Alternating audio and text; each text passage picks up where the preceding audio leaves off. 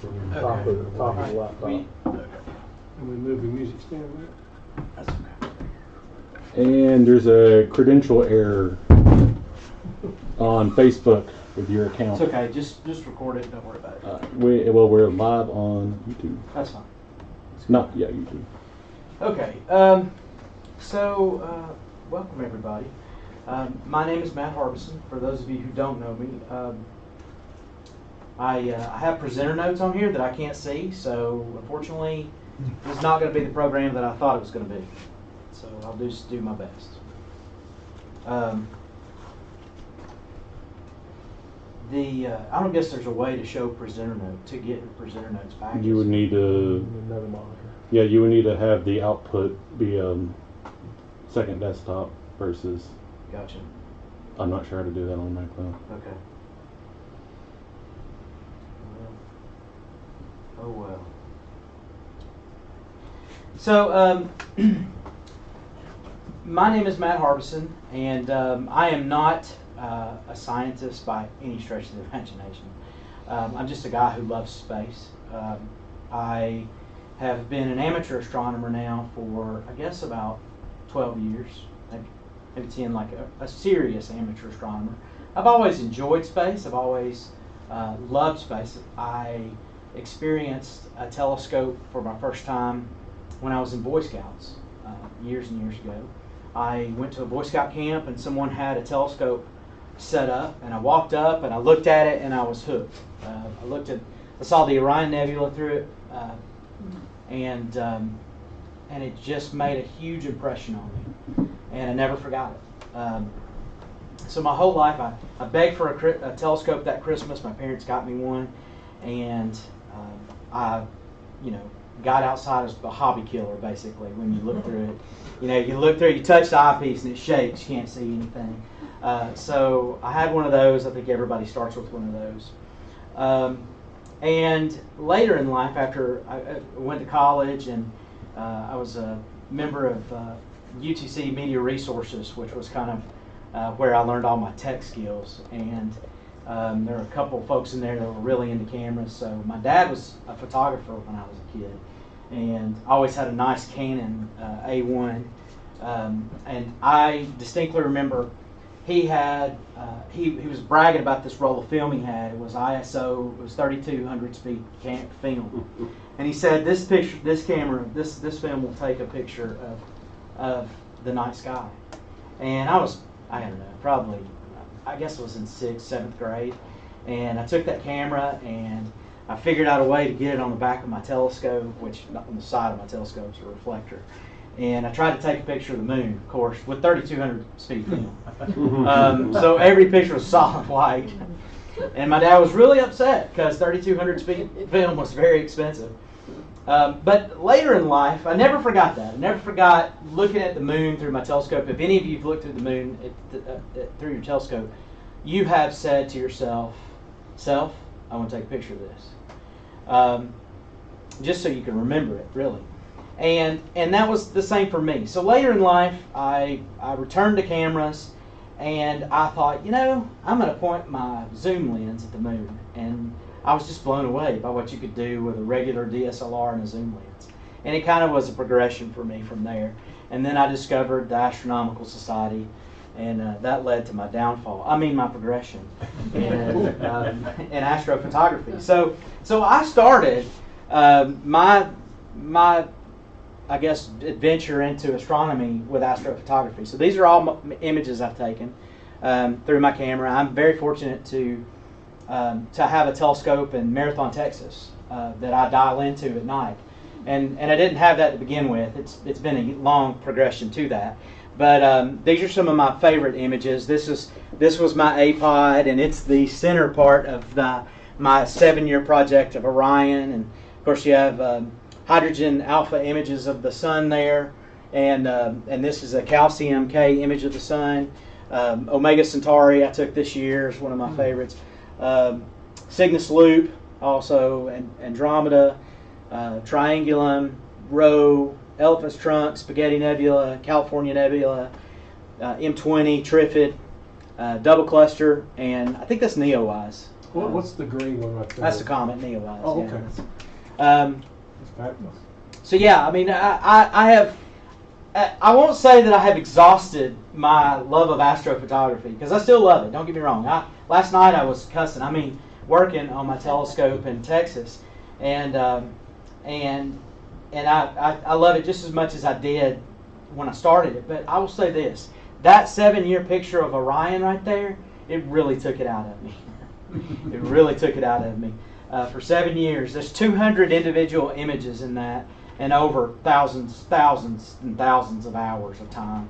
But you can go online and zoom in as far as you can zoom. It's relatively kind of unknown, which blows my mind. I feel like I don't know that anybody's taken an image that deep at that resolution, and yet it just is out there. Nobody ever really says much about it. So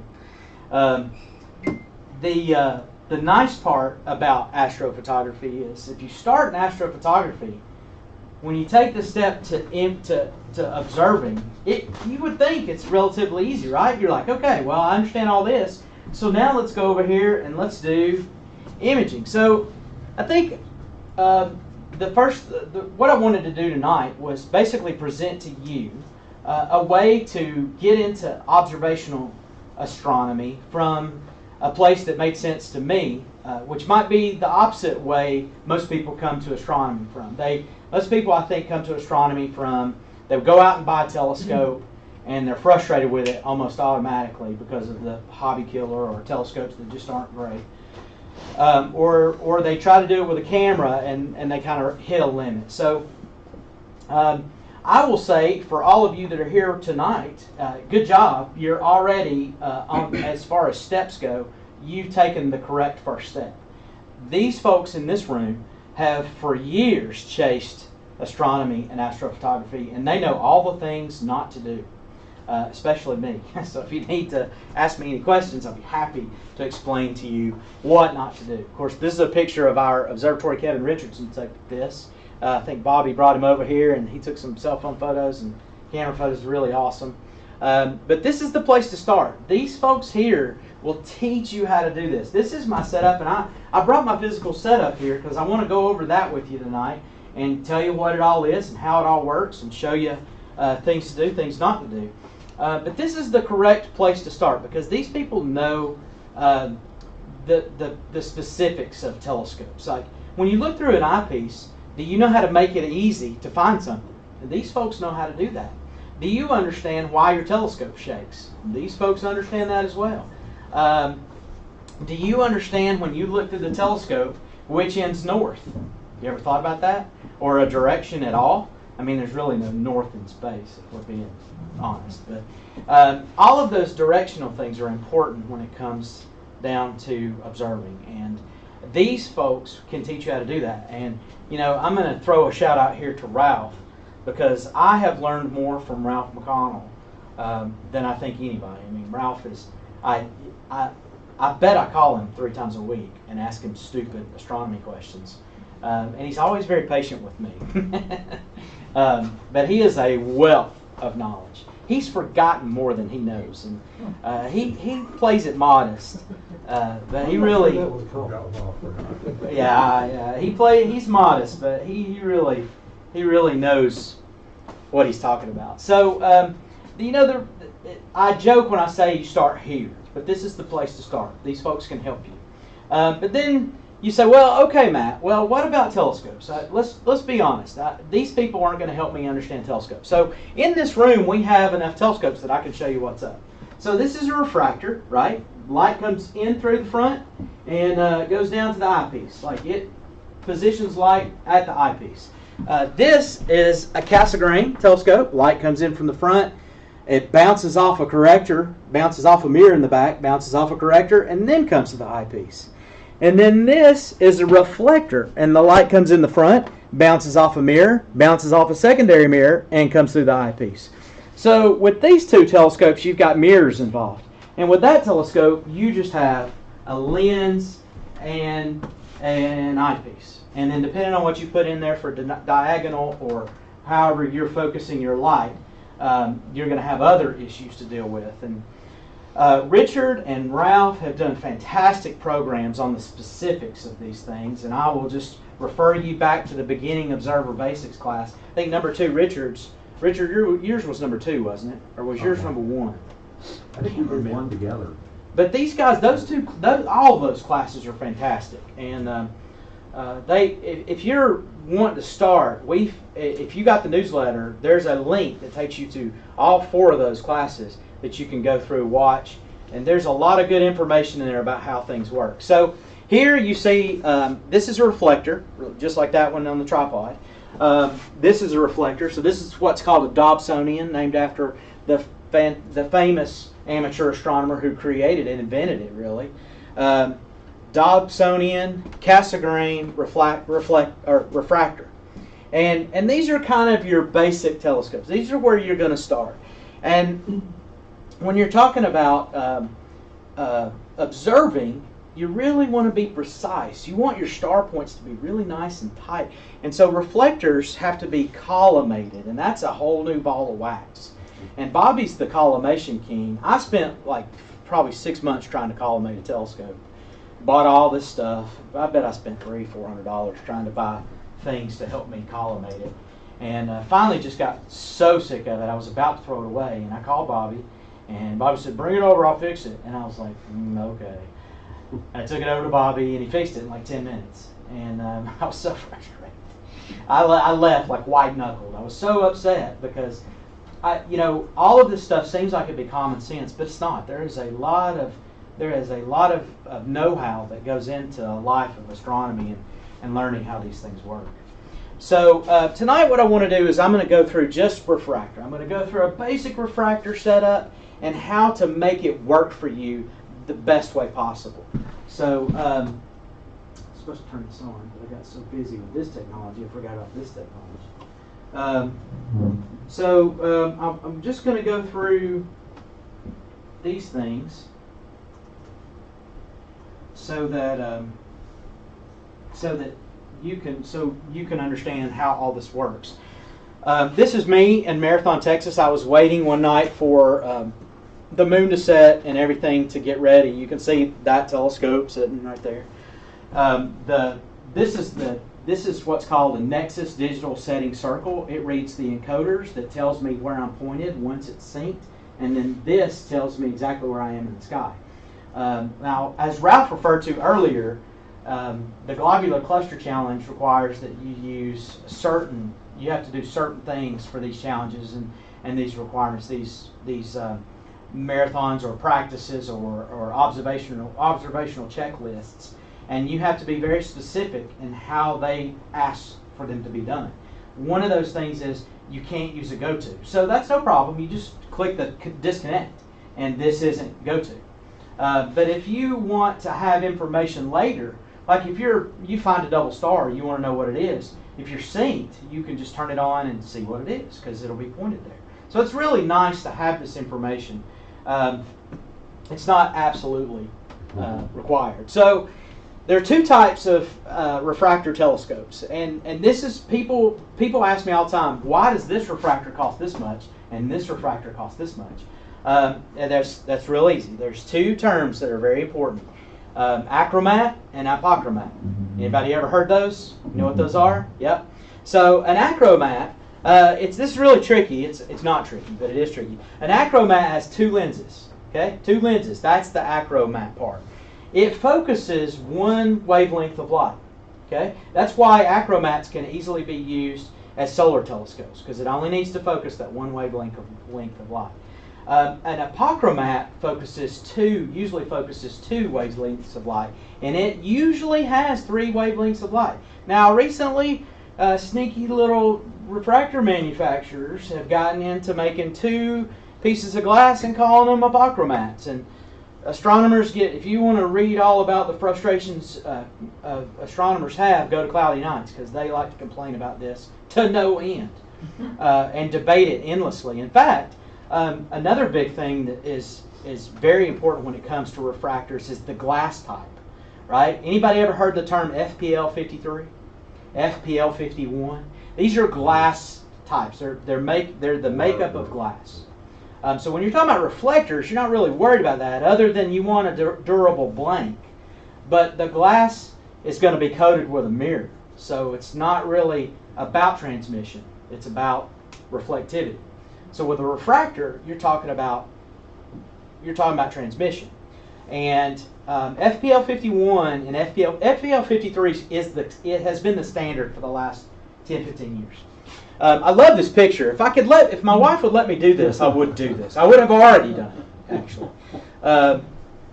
It'd be a little tricky driving through the tunnels around here, but I think I could figure it out. I wouldn't mess up a hot rod forward like that. Yeah.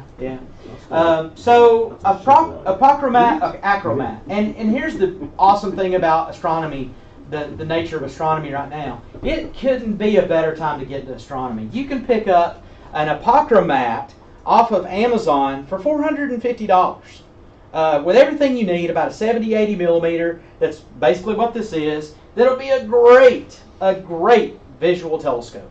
Skywatcher is just killing it these days with these wonderful telescopes they're making, and they've also gotten this thing. They've gotten a lot of people like what they've done. A lot of people don't like what they've done because they don't tell anybody what kind of glass they're using anymore. They stop telling everybody. Everybody's like, well, what kind of glass is that? Because if it's FPL 53, it's worth more, and they refuse to tell. So I did some research today. The only FPL 53 70 millimeter telescope that actually states it's a 70 millimeter telescope is, as Ralph told me on the phone earlier today, an Astrotech 72. And there's several different versions of it, but the ED2 is indeed a 72 millimeter FPL 53 refractor, and brand new. It's $350. Now there's a wait list, but that is unbelievable. That's a wonderful instrument. But that's what you're talking about when you're talking about refractors, the two types of glass that are in them. And then you talk about focusers and guide scopes and those sorts of things, and you can work on that later if you buy a good piece of glass to begin with. So then you talk about mounts. Well, how do I push things around? Well, this is what's called an alt-az mount. It's an altitude, right? Altitude, and azimuth mount. And it's got a green laser on it. See how that works? So wherever that green laser points, that's what's through here, and that's what you see through here. So it's really easy. You find one target, sync it all up, and it knows where it is. And you can just find things automatically if you want to. Now, if you want to push to and hop, like Beginning Observer Basics number 3, was that hop? Was that the hop one? Oh, no. I think so. Gosh, those are such good. I'm going to rep them again because you guys killed it. They're great. If you're going to hop and you're going to get those certifications through the Astronomical League, you can't know where you're at, right? So you got to know you can't know where you're at. So when you're talking about a mount, what you're looking for is rigidity, right? If you want a mount, so you look at this little mount, this aluminum one over here, that's a little suspect. This one's pretty beefy. You know, we're probably going to be okay over here.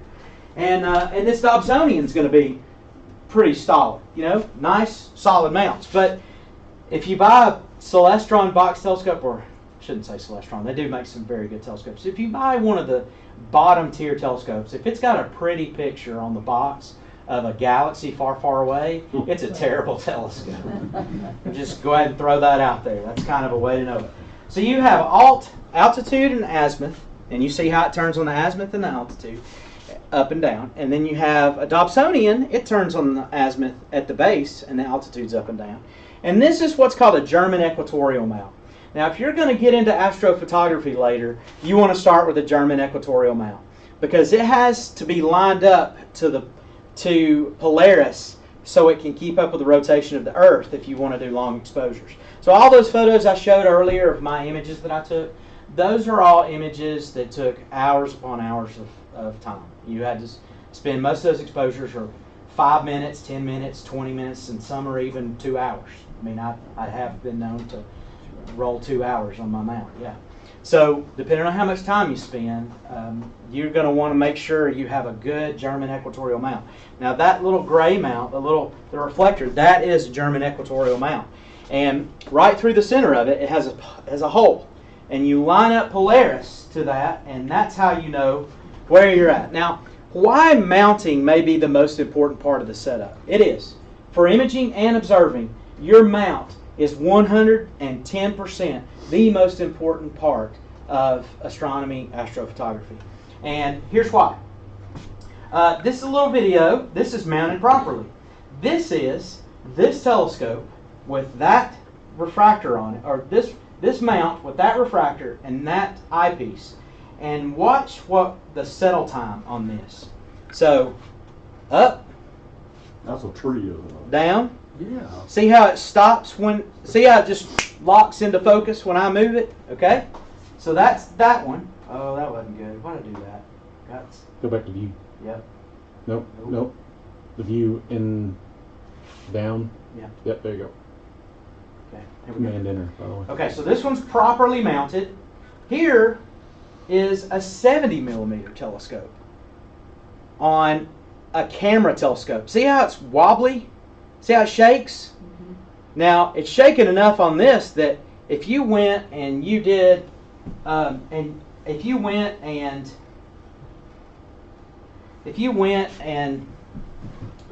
put an astrophotography kind of telescope on there, it'd drive you crazy. So I love this meme. That's a good one, right? Yeah. I just hear him say, "Go on," you know, right? Is that a double or a triple there? Yeah, it's probably a triplet. Yeah, I guess it's a triplet. Yeah. But your mount is the most important part of astronomy, of your imaging or your observing. If you have a nice steady mount, you're going to be okay. If it's shaky, it's just going to cause you frustration. It really is. So, other than those two big things, there's other concerns when you're talking about imaging or when you're talking about observing. A table, these days I'm using a music stand, and I love it because I can pick it up and move it. Because when I have a table, I have to get up, walk over to the table, write something down, come back. But Ralph actually got me fixed there. My pad of paper's in my bag, but you know these little notepads you just flip over? I just keep one in my pocket, I take my notes on that, and I transfer them later. Ralph watched me get up 1 million times one night at a star party, and he come over and he goes, "You know, if you just got yourself a little notepad, you could take notes without getting up." And I thought, "Daggone it, Ralph. Why didn't you tell me this earlier?" But as Ralph is good at that. He like knows how to teach a lesson. Right? Like after I finished my globular cluster challenge, he's like, "You know, if you would have just classified them, you would have been 30. You'd have been 20 away from getting the the observational badge." I was like, "Thanks, Ralph. That's awesome." But yeah, I'm gonna do it. So that was a great tip. You know, again, you're in the right place. These folks can help you. You gotta ask. A journal. This is mine. You know, I write everything down in here. I keep everything in here. I've got about 5 of these over the years, and I keep it all in there.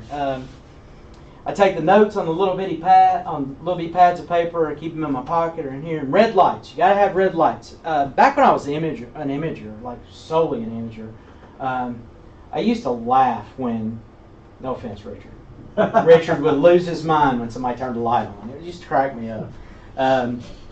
And now, as an observer, I totally get it. I get it, right? When somebody turns on the light, I'm like, "Oh, why?" Because you'll get to the point where you find something. I'm going to show you one of my observations that was so hard to get to, so hard to find.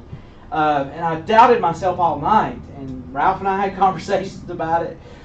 Dennis and I had conversations about it. And then when I went into my night sky manuals and I read the description, I knew I had it, which was awesome. But yeah, red lights are important. So here are 2 types of red lights. Okay, so this one's called a red flood, and of course the battery's dead in it. Technology again, but it's just red. And this one is not just red. This one is white and other colors, seizure-inducing, but also red. But here's what's terrible about this light. The first push on this light goes to white, and then to red. Right? So this one is straight red only. This one's preferred. This one will blind somebody. And even that red light's probably a little bright.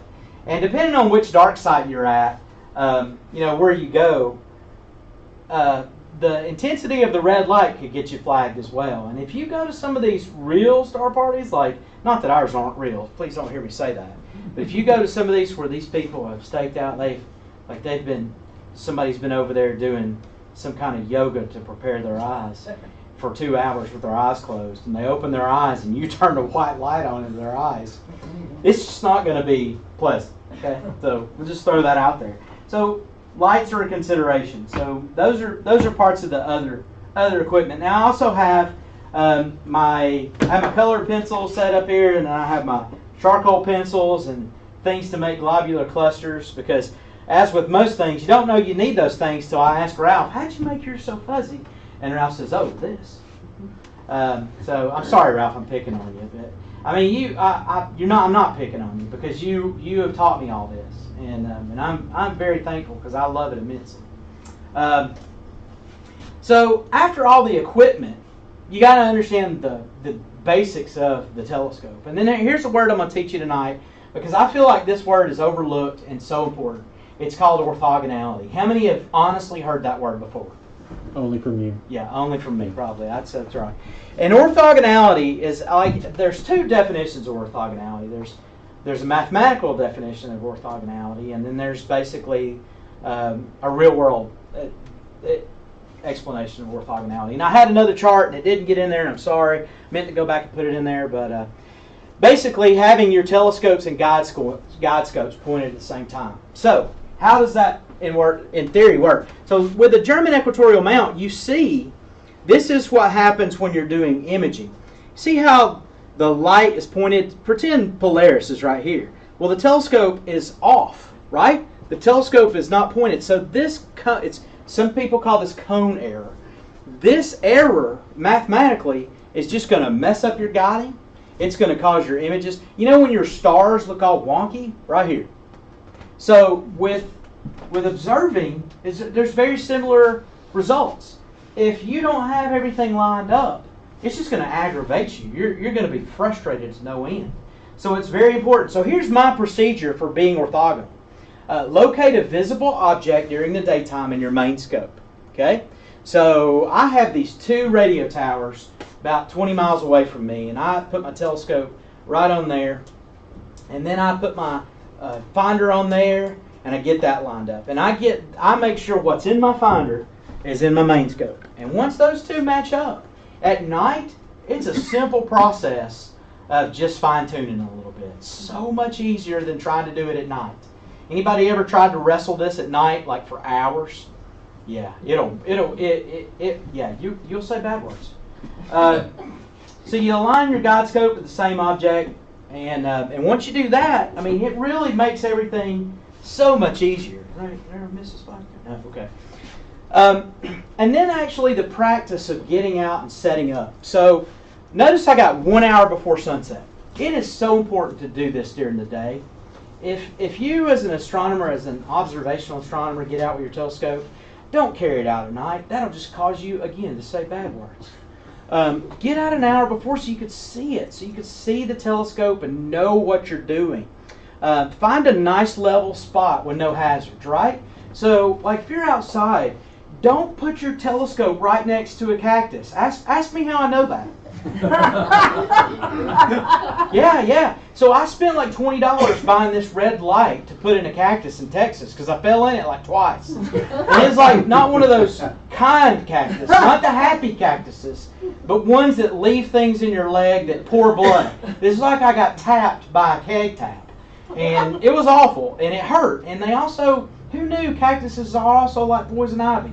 So not only did they like stab you, then you itch and bleed. It's magical. Anyway, I digress. The point is, find a nice level spot with no hazards. No hazards. You need to find a spot that's smooth, not a lot of rocks. And I didn't put this on there, but I have a rug, and it's a silly rug. My wife laughed at me because I have a rug, but if you ever drop an eyepiece, you will be glad you bought that $5 rug. Because an eyepiece that hits a rug, it could be okay. But if an eyepiece hits concrete, nah, toast. It's gone. Or it just has a beauty mark on it that every time you look at it, you go, should have bought a $25 rug. So put a rug out. 1 hour before sunset. Okay, 45 minutes before sunset, transport your equipment to your selected spot. So I have cases everywhere. There's a case next to the cabin. There's a case out in the hall. There's a case over here. There's a case behind me. There's one under the table. There's 2 bags over there. That's what all this stuff came in. And anytime I go someplace with a telescope, that's what goes.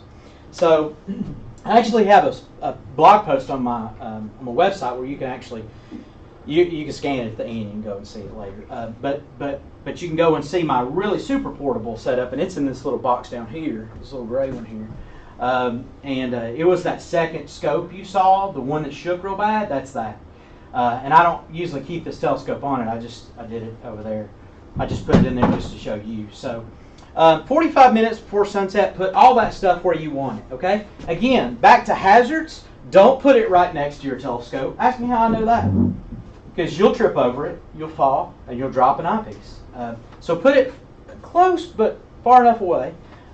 Dennis has this little red light in a sprinkle that is powered by batteries. It's fantastic. It lasts all night. He puts it out to keep people from tripping over things. Doesn't really help me much. I still trip over it, but it's handy. 30 minutes before sunset, begin your setup and consider any sky objects. This is the part where you're like, you probably should have done this first, but you're looking up to see if there's any trees or anything blocking your way. Like that night, this picture actually right here, you'll notice that I spent like 45 minutes, picked this spot out, I actually moved a log to put my telescope right here. And then 45 minutes after, like before I get ready, it's almost dark, I realize I open my notebook to see what I'm going to observe first. And the constellation is exactly right there, right here behind this tree. That's right. So, maybe save this and like help yourself out. Look for sky objects and obstacles. 15 minutes before, consider your desired targets. Do they lie under any bright areas? That's another big one. That'll get past you because you'll be trying to shoot like Omega Centauri over here, and there'll be a light pole right there, one light on the horizon. It'll be right next to the target you want to shoot. Trust me. That's how it works. I don't know how that's how it works, but that's how it works. So be aware observationally what's in the area. And then sunset, ready to go. You got to have everything ready. At sunset, when that sun hits the horizon, everything ought to be done. You ought to sit down, open your cooler, get out a nice LaCroix, pop the top, kick your feet back, and just wait.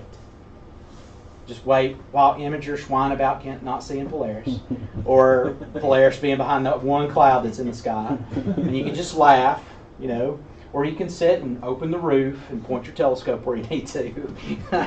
Sorry, that wasn't fair. But yeah, the observing side of things really makes it easier in that regard.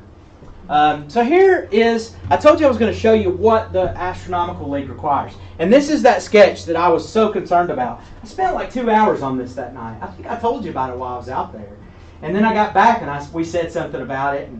And you said, yeah, we talked about it a little bit. And so I went and looked at the actual, what they say about it. And they actually even say it's almost a cross. They call it like a cross. And I could see it. I could make it out in my image. So I knew I had it. But it was the only one that was tricky for me in those globular clusters. So they require location and latitude and longitude of your location, right? They want to know, it's good to probably put the date. They want to know telescope used, eyepiece, and magnification. A brief description of the target. My chicken scratch is terrible, so I had great handwriting until I went to college. But you need to write something down about it, how it presents itself to you. Those coordinates out in Texas? Yeah, oh yeah, okay. South Texas, yeah. Sky conditions, seeing and transparency, you end up learning those as you go. Kind of doesn't make sense to you until you get there. And I've also noticed, like, when I first started observing, I was like, oh yeah, it's pretty good, 4 or 5. I'm way more picky now. I'm like, it's a 2. And that's been fun. But that's what I do for my observation. And I just keep track of these things. So this was the observational data, and I sketched it. I have in my book here, I have. See, I don't draw those circles. I could never draw one that good. So I use one of these guys, and that helps out. So that's what a general sketch it looks like. And I have thoroughly enjoyed this side of astronomy. I never thought I would. I really didn't. And what I really, really enjoy is when I sneak up on a globular cluster, when I didn't even know it was there. Like the Big Dipper, Ursa Major, has some really nice double clusters in it. Like Mizar's, just amazing. And double stars that I just didn't know were there. You know, and it's beautiful to look at those.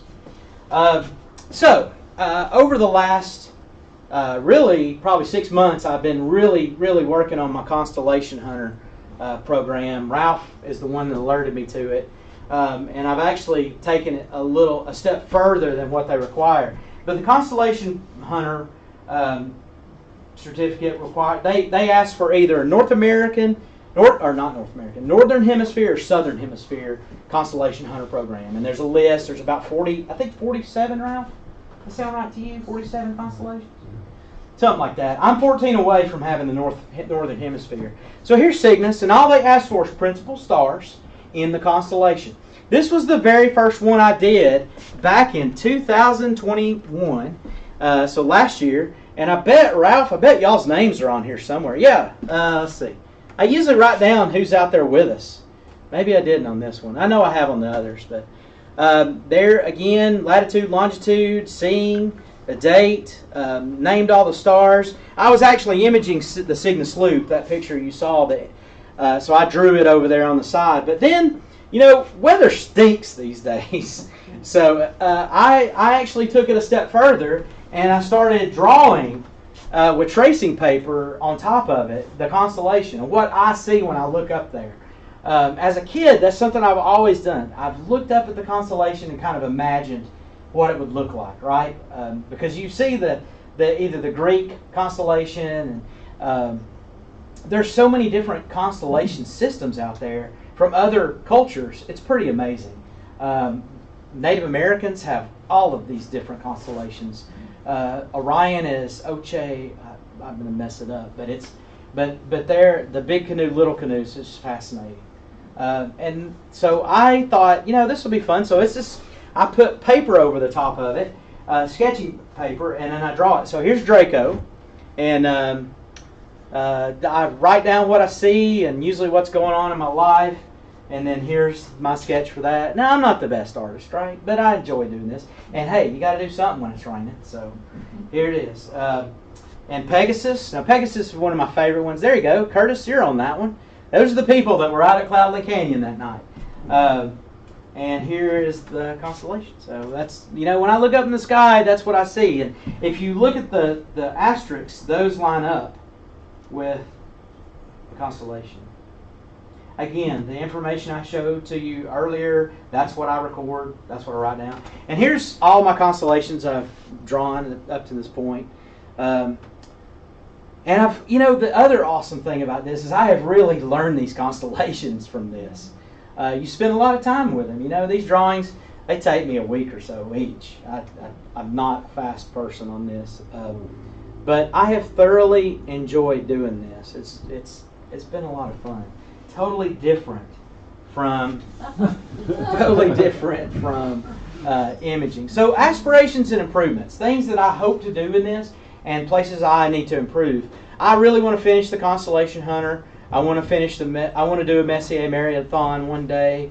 I want to be a master observer. It's a goal, and you know, I'm gonna keep doing it until I do it. I'm always thinking I need to do better at my notes. I need to get a better system. I need to pay attention to what I'm doing.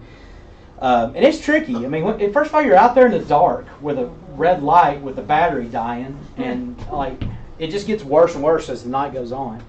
But that's something I'm concerned about. Attention to neatness. I really, you know, my handwriting is just terrible. It's like slanted. I can't even read it half the time. I have to go back and pay attention to it. But I want to continue to refine the process, and eventually I want to do the Constellation Hunter in the Southern Hemisphere. Kind of in my head, I was like, that's what I'll do. When I go to the Southern Hemisphere, and it's coming, I'm going. I don't know when, but I'm going. I'm gonna take this little scope right here, travel scope right there. It's going to be ready. It's got the tripod. It's got everything in it I need to go on a plane and have a telescope. But those are my aspirations and hopes for this. So you can scan this QR code. It'll take you right to my website, the blog post, with all the links for things that I've put in there. It'll also take you to links about mounts, which mount to pick. I think there's a link in there about refractor telescopes and which one would be helpful, which one you should pick. But if you just, it should take you right to my website. Let me know if it doesn't work. But the next part of this is I wanted to do kind of a little tour. This will be it for the online portion of the meeting. But we'll turn the lights on, and if you want to come up and look at my sketchbook or look at this and have any questions about this or how this works, how the digital setting circles works, I'll be happy to explain that to you.